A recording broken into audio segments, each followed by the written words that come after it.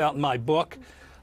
He was using that information, I believe, for possible blackmail purposes, to gain connections, to enrich himself through additional finances.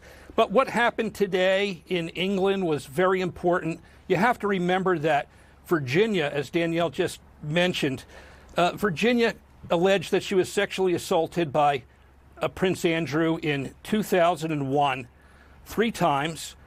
That was 25 years ago. Think about that, 25 years ago. And today is the first day that Prince Andrew ever faced any type of real accountability in terms of sitting, at least for a period of time, inside of a jail cell. So I think it's significant. I think that hopefully authorities in England will review, obviously, his computers, whatever else, what documentation he has, videotapes and photos.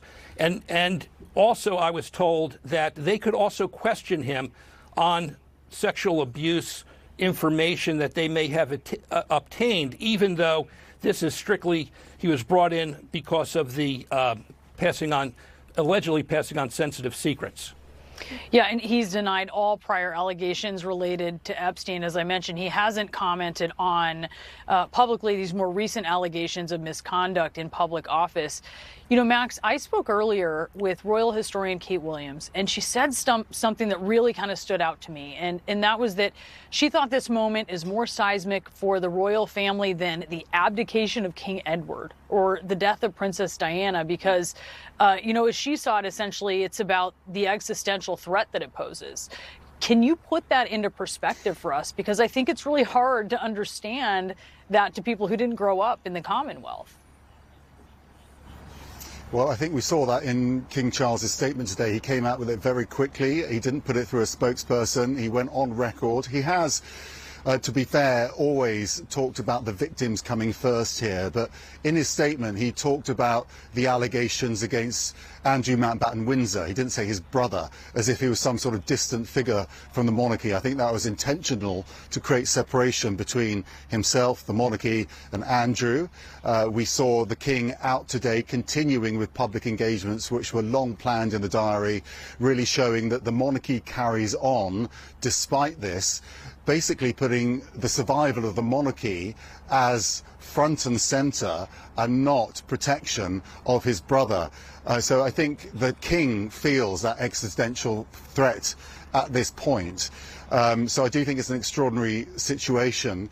And you've got to think that it's very difficult for him to make a statement legally. The king is head of the judiciary. You saw the king's forces, the king's police forces, going in and arresting a member of the royal family. If this goes to trial, this will be the Crown versus a member of the royal family. If he is found guilty, Andrew, he could face a life imprisonment term. And that, under judicial parlance, is serving at the king's pleasure. If he's seen to interfere with this process in any way, he could face the same sort of accusations of corruption. I mean, wow. And that really puts it into perspective. Danielle, I do want to play, again, what President Trump said today when he was asked about the news. Here it is. I think it's a shame. I think it's very sad. I think it's so bad for the royal family. It's a very, very sad. To me, it's a very sad thing.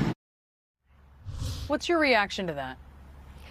I mean, I wish I were surprised, to be honest.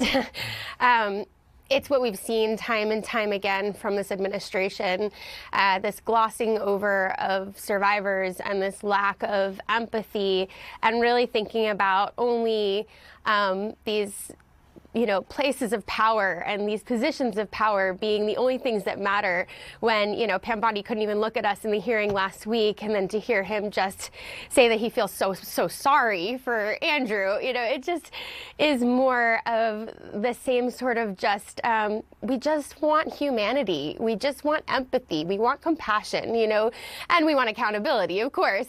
But I just feel like there have been missed opportunity after missed opportunity, and it's just frustrating. Yeah, and Barry, we've seen some accountability. As Danielle mentioned, they're talking about accountability here in the U.S. due to the release of the files, but not a lot. I mean, there is billionaire Tom Pritzker, executive chairman of Hyatt